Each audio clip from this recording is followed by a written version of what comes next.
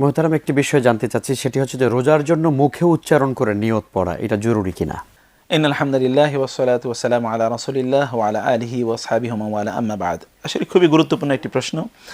আমরা এই জায়গায় একটা বড় ধরনের বিভ্রান্তিতে আছি। বিভ্রান্তিটা হচ্ছে দুই কেন্দ্রিক। কেউ বলছেন নিয়ত একেবারেই লাগবে না, আবার কেউ বলছেন নিয়ত মুখে উচ্চারণ করতেই হবে, এবং এই উচ্চারণের জন্য তারা এক ধরনের শব্দ বা বাক্য তারা তৈরি করেছেনও বটে। দুটোই কিন্তু প্রান্তিকতা এবং দুটোই ভুল। নিয়ত লাগবেই, প্রত্যেকটি ইবাদতের জন্য নিয়ত শর্ত। আমরা তো সেই বুখারীর বিখ্যাত সেই হাদিসটি জানি, যেটা প্রথম হাদিস, ইন্নামাল আমালু বিন্নিয়াত ওয়া ইন্নামা লিকুল্লি ইমরিইম মা নাওয়া।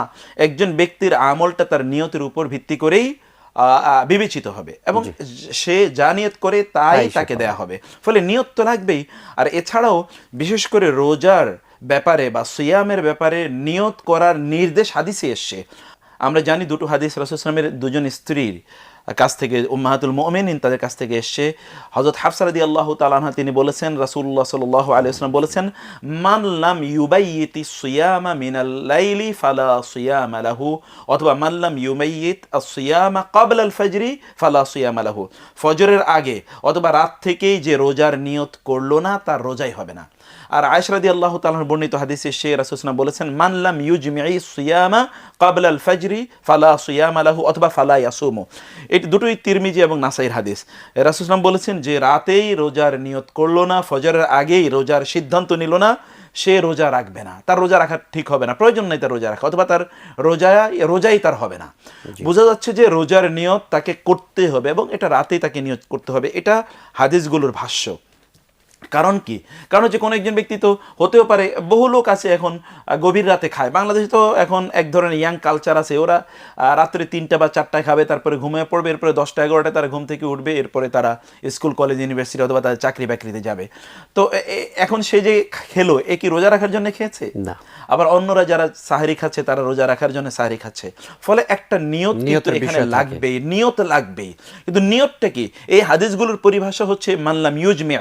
আমরা জানি ইজমা মানে হচ্ছে সংকল্প করা। নিয়তের অর্থই হচ্ছে আসলে সংকল্প করা। নিয়ত হচ্ছে অন্তরের বিষয়, এটা তো মুখের বিষয় নয়। নিয়ত হচ্ছে অন্তরের বিষয়, সংকল্প, সিদ্ধান্ত নেয়া, প্ল্যানিং করা, ডিসিশন নেয়া। এটা তো মুখে উচ্চারণের বিষয় নয়, এটা আসলে অন্তরের বিষয়।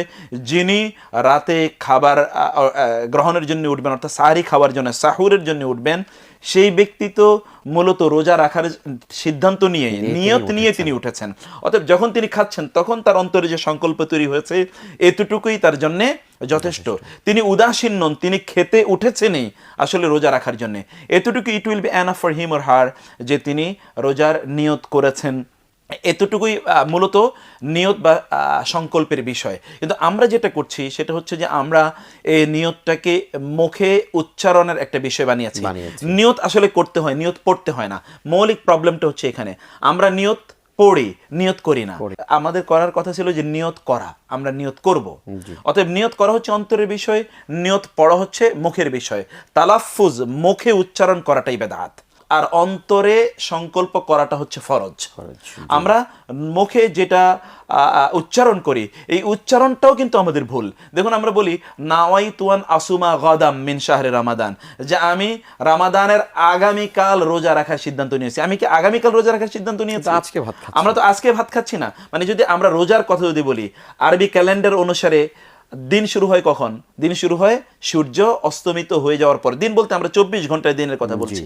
এটা যে সূর্য অস্তমিত হওয়ার সাথে সাথে দিন শুরু হয়, আগামীকাল শুরু হয় সূর্য অস্তমিত হওয়ার সাথে সাথে। তাহলে আমরা যখন রাতে ভোর রাতে ভাত খাচ্ছি, তখন তো আজকের রোজা রাখার জন্য খাচ্ছি। গাদান মানে তো আগামীকাল। তাহলে আমরা যে বলছি আগামীকালের জন্য, আগামীকালে রোজা রাখার জন্য নিয়ত করলাম, এই বক্তব্যটাই এখানে ভুল। বাক্যটা যে বানিয়েছেন আসলে উনি আসলে খেয়াল করেন না যে তিনি ভুল করেছেন। এখন তিনি বলবেন যে না, আমরা ইংরেজি ক্যালেন্ডার অনুসারে এটা পড়ছি। ইংলিশ ক্যালেন্ডার অনুসারে তো রাত্রে 12টার পরে কি টাইম চেঞ্জ হয়ে যায় না? রাত্রে 12টার পরে আবার AM শুরু হয়ে যায়, মানে আরেক দিন শুরু হয়ে যায়। অতএব 12টার পরে তো আরেকটা দিনে আমরা পড়ে গেছি, অর্থাৎ নতুন দিন, যেই দিনের জন্য আমরা রোজা রাখছি। অতএব এটা তো টুডে হবে, এটা তো টুমরো হওয়ার কোনো সুযোগই নেই। অতএব এখানে যে বাক্য তৈরি করেছি, বাক্যটাও ভুল। যেহেতু এটা একটা ভুল পদ্ধতি চালু হয়েছে, আল্লাহ সুবহানাহু ওয়া তাআলা আসলে যারা তৈরি করেছেন, তাদের মাধ্যমে এটাকে ভুল হিসাবে তৈরি করে দিয়েছেন। সেজন্য আমরা বলছি যে কোনো ব্যক্তি রোজার জন্য তিনি আসলে নিয়ত উচ্চারণ তিনি করবেন না, তিনি তার অন্তরে সংকল্প করবেন, অন্তরে সংকল্প করতেই হবে। অন্তরে সংকল্প না করলে কোনো একজন ব্যক্তি আসলে পরিপূর্ণভাবে কাজটি করতে পারবেন। তাছাড়া ধরুন আমরা সিয়ামের কথাই বলছি না কেন, অন্য যত ইবাদত আছে, যেমন আমরা নামাজের কথা বলি, নামাজে যখন একজন ব্যক্তি দাঁড়ান, রাসূল সাল্লাল্লাহু আলাইহি ওয়াসাল্লাম যখন নামাজের ব্যাপারগুলো শিখিয়েছেন বারবার, তিনি বলেছেন নামাজের ঢোকার জন্য হচ্ছে কি আত-তাহরিম, যে তিনি আল্লাহু আকবার বলে নামাজে ঢুকবেন। তিনি বলেন না যে আগে তুমি বলবেন নাওয়াইতু আন উসাল্লিয়া, যে আমি এই নামাজ পড়ার জন্য দাঁড়িয়েছি, এটা তিনি বলবেন না। সংকল্পটা আসলে অন্তরের বিষয়। আমরা যাতে এভাবে আমাদের কাজটা করি। জাযাকাল্লাহ খায়ের। আপনাকে অনেক ধন্যবাদ।